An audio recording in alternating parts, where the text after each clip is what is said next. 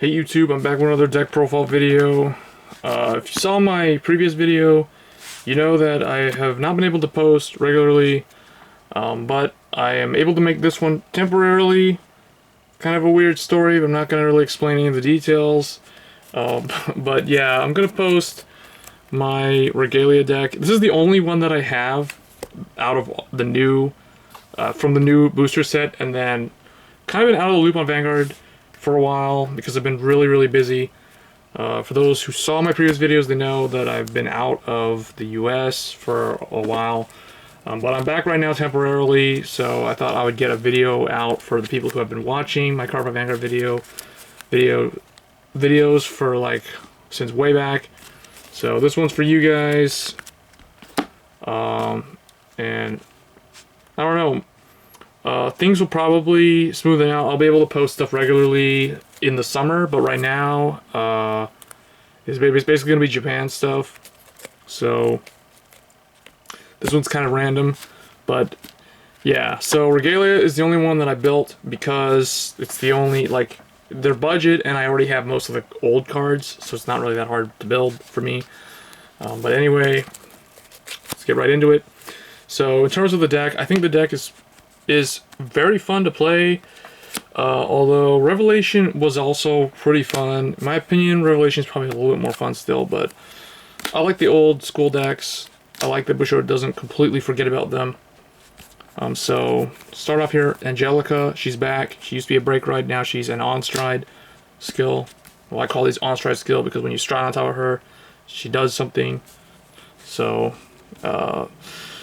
this is pretty much your go-to ride target. Like you want this to be your grade 3 in most of your matches. Very rarely do you not want to be on Angelica. The other grade 3 that came out in the set was a common that when you discard it for stride, you can put it in the soul and it gives the Vanguard 10,000 power. I think it has to be a Regalia Vanguard specifically for that to work. But I'm not using that because it's completely useless if you have to ride it. And I'm not the type of person who likes to re-ride in matches. I think that's just making you lose card advantage. So yeah. So Angelica is basically your grade 3 ride target. The other one being the original Minerva. So I stuck Minerva in here because there's no reason to take her out. She's really good. She was always like one of the better Genesis, not counting like the Revelation stride stuff, but like before stride, Minerva was also really good. CO Yggdrasil was good. CO Yggdrasil is just completely displaced and useless now because of all the G-Guardians and all that stuff. So Yggdrasil's not very good anymore, so I wouldn't recommend running her at all. Because if you run her, then you have to run Norn. There is an argument to be made because it does help prevent deck out. You can put triggers back in. But I think it's just too slow. And this thing still has the cross-ride potential with the new Angelica, which is the main reason why I chose Minerva over Yggdrasil. That's actually the only reason why, is because of stride, the cross ride. Because oftentimes I've been in matches where the opponent can like build up to like 51k, and I'm sitting on Minerva because I had to ride Minerva early, and I put Angelica into the soul because it's pretty easy to do with this deck, recycling from the drop zone into the soul. So I'm able to block to 58, make it 2 very easily, or a lot easier than if I was only able to block to 56, making it a 1 to pass. So I can make 58, it's 2 to pass already. Granted, they have a triple drive, but you know, it's just much more manageable. So the cross ride works in Minerva's favor, in my opinion. So this is probably the best backup grade 3 to Angelica. Plus, it does have that old school restand if you need to use it in late game, but you most likely won't really use that skill. I don't think since I built the deck, I don't think I've ever used Minerva's restand skill. I've only used the strides restand. But it's there. It's just nice to have the option. For grade 2s, another old school card came back with a new skill, Freya. Those who don't remember Freya, Freya's from the Legion format. She used to just soul charge 3 and gain 5,000 power when you're a Vanguard Legion. Or maybe it was in Legion and you placed this on R. I think that was the effect actually. But now she has her, when you place her on R and you have a Vanguard with Regalia, you can counterblast 1, draw 1 card, get 2 cards from the drop zone with Regalia and put him in the soul. So very good card. It's not, that skill's not GB restricted, so you gotta run 4 of it. And then she has a GB2 skill. I don't know why it's not GB1 skill, but anyway, when the Regalia Vanguard attacks, she gets 3000 power. So she's kind of like Nehalem in Overlords.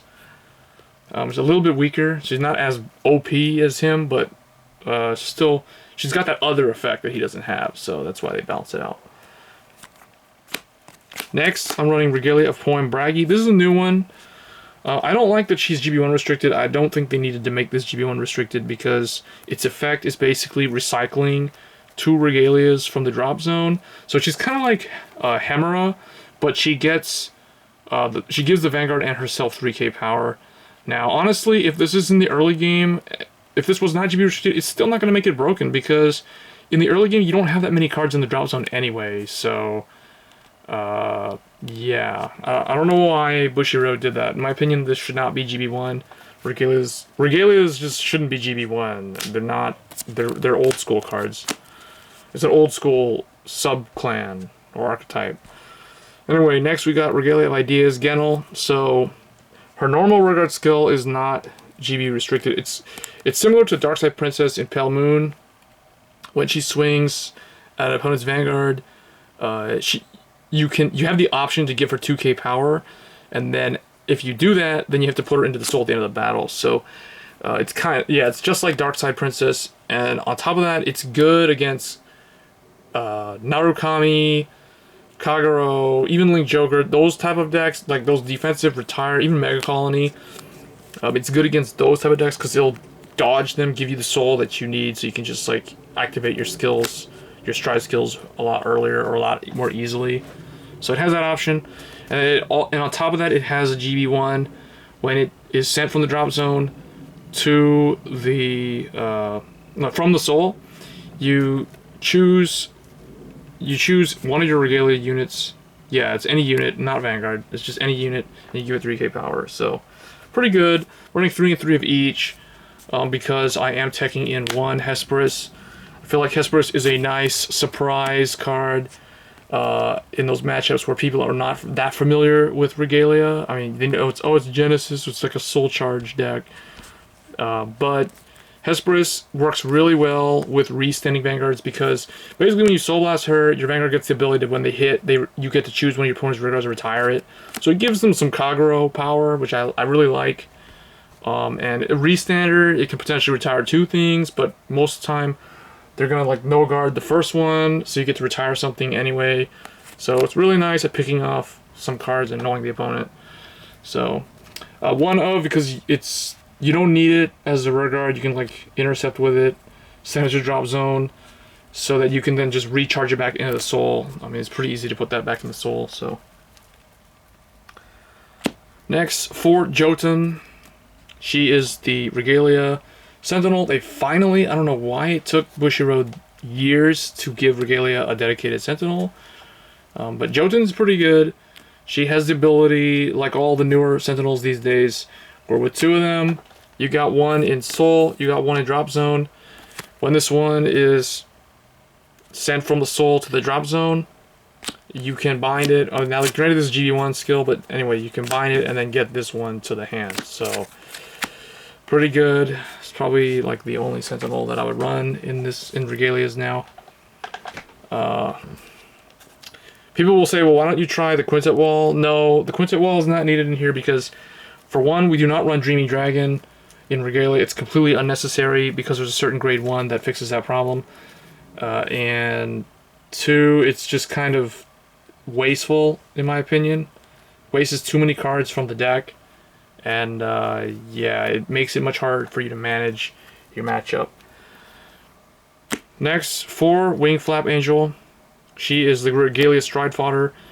And basically, she can fix your grade 3. Like if you open up with Minerva, you can call this down early, reveal her, then get Angelica, then discard either this or something else. So, it's pretty self-explanatory. Nice card that they gave them. And then next, Expel Angel. So, Expel Angel is the reason why we do not run the Quintet Wall, and the reason why we do not run Dreaming Dragon. Well, there's another reason why we don't run Dreaming Dragon, and that's because you want everything to be Regalia for maximum consistency. But Expel Angel is your anti-deck out card that maintains advantage and like boosts herself to a 10k booster or attacker, so that sort of thing. So pretty good card. And then I'm running 2 of Bennu. He's only 6k, so I don't like him. I don't like to have to ride him if I go second, because if the opponent's sitting on 7k, I hate giving them the ability to block me early, because it's like the worst thing that happens when you're a 6k Vanguard. You boost, so you're attacking at 11, they have a 7k, so they can block 17. Your trigger can only get you up to 16, so they can easy guard you. So if you hit a critical early, it fizzles, and yeah, so we're only running 2 of him, but he does have a pretty decent effect. So 2, it's a good 2 of. Otherwise, you can probably run 3 of it and 3 of this if you wanted to try running more of him. For the trigger lineup, 4 of the new Regalia of Hypo Center, Kokuri Hime, so she finally got converted into a Regalia. You can run her and the original one, but I like all my triggers to be Regalia, so I'm running everything in here Regalia. So I'm running the Clear Angel, so the original critical for them, and then I'm still running Achilles. People probably say you should probably run 12 critical, and I, for the most part, I kind of agree with that statement. But I like Achilles because I'm not running Norn, and I'm not running that new grade 3 that gives 10k to the Vanguard. So it's still pretty nice to have this, where you like keep looping this into the soul along with Hesperus. It's still good to have the retire skill plus the plus 5k from this guy. So, I mean, I feel like it also does help withstanding getting extra attacks in. But the problem with Achilles, and this is probably the reason why I might actually go 12 critical in the near future, is because this doesn't work with Genel if you want to use Genel's skill, because then she'll just go into the soul. Like if you swing with her first, and then you swing with the Vanguard second, like if you use her skill, she's gone, and then you cannot stand, there's no rear guard to stand, assuming this is your only other rear guard. So there's some inconsistent problems like that. And then the other thing is with the new Minerva, this is completely useless or not really necessary with the new Minerva, because it's just going to fizzle because she's just going to restand everything anyway. So it's like, why don't you just run 12 critical? So the argument for 12 critical is pretty strong. I do agree. Like that would be the only other lineup I would recommend. Like if you don't want to run Achilles, definitely don't run Dreaming Dragon. That's not the right way to play this deck. This is not Revelation, and it's not Regalia. This is Regalia. So you got to run like either run this, or you gotta run 12 critical. That's all I gotta say. So either this or the original Kokuri Hime. That's what I would say. And then of course Regalia heals. And then Daylight Angel. She's a new Regalia starter. I like to try out the new theme starters. She's not GB1 restricted, so there's no reason not to play her really. She does use a counterblast, but you know, other than her and Freya, there's not a whole lot of stuff in here that uses the counterblast, so it's not a problem really. For the trigger lineup, I mean not the trigger lineup, for the stride lineup, for Ultimate Regalia of Almighty Minerva. So I knew when they reprinted this last year that I had a feeling that they would bring back Regalia, but I did not know that it would take them more than a year to do so. But anyway, so the new Minerva is a really good card for Regalia, so I think it's worth the wait for those who stuck around and kept all your Regalia cards, didn't get rid of them. So you can potentially stride her first, but you will not be able to do the restand, so I don't recommend doing that. Instead, I would rather stride this first. Muspel. I'm running 2. because I'm not running Demeter anymore. Otherwise, you can run one of her and you can run Demeter, because Demeter can help you soul charge quick, but doesn't really do a whole lot other than that. Whereas this thing Soul Blasts, but this thing like powers up and draws, or even unflips. So I feel like this is probably more useful than Demeter. So 2 of those, because it's usually your first stride target. It has to flip something up, so it usually flips itself up. And I'm running 2 Earth. Earth, I almost never really use it. I don't really see any reason to use this in here. This was meant to go with Verthandi. Verthandi was the new Regalia that came out last year. But Verthandi, just, I don't know, like, Verthandi and CEO Yggdrasil was one of the builds last year. Otherwise, it was Verthandi and Minerva. But I don't know, I just always never found that deck fun at all. Like, I much rather preferred playing Fenrir or the any of those Revelation builds. But yeah. Next, I'm running non-Regalia strides, just Vanguard, just to go into him if needed, not really needed though. And then 1 Fenrir. I've never used this with the Regalias. This could be Seabreeze. I'm not using Seabreeze in this deck because I'm just not using it, but you could run Seabreeze in here for obvious reasons. Although, with the new rules, he's going to become irrelevant soon. 2 Iris. She's usually the first. She's a really good early G-Guardian. Just get stuff back from the drop zone into the soul. And then 2 Ear. So this is the new Regalia. G-Guardian. This one's actually really good. It's relatively easy to get the full plus 15k. So this is basically your big shield. This one's your small shield, and then this one's kind of, I consider it's like a medium shield. So I'm only running 1 of Hanasatsuki, because you rarely use this. It's a little bit more situational, definitely more situational than these other ones, I would say. But I'm running 5 G-Guardians just for the variety. So anyway, guys, that is the new updated Regalia deck. Let me know what you guys think in the comments below. And also, I want to know what your thoughts are on the new reboot of the game, because they're going to change the whole game in a couple of months, I believe. Bushiroad's doing a reboot of the series, and the whole game is just going to be revamped. So, what are your thoughts on that? Do you think that the old cards will still be able to sustain themselves? Do you think no one's going to, this time next year, no one's going to be using these old cards anymore? So I'd like to hear your thoughts on that in the comments below, and I'll catch you guys in the next one. Thanks.